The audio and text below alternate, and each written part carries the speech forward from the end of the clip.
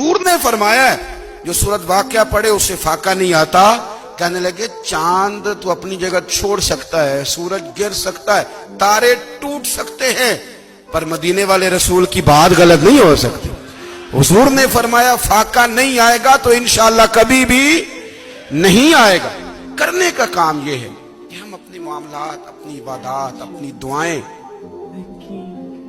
کبھی 10 منٹ عادت ہو جائے نا دعا مانگنے کی علیحدہ سے رات کو.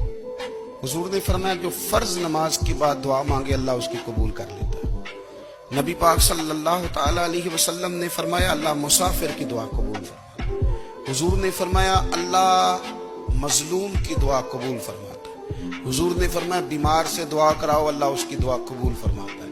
میرے نبی پاک نے فرمایا ماں باپ جب بھی اولاد کے لیے ہاتھ اٹھائیں، ویسے تے بلے شاہ تو آسمانی اڈدیاں ہی پھڑ دیں، جہاں گھر بیٹھا انہوں پڑھیا ہی نہیں. حضور فرمانے لگے ماں باپ جب بھی اولاد کے لیے دعا فرمائیں اللہ ان کی دعا کو قبول کرتا ہے.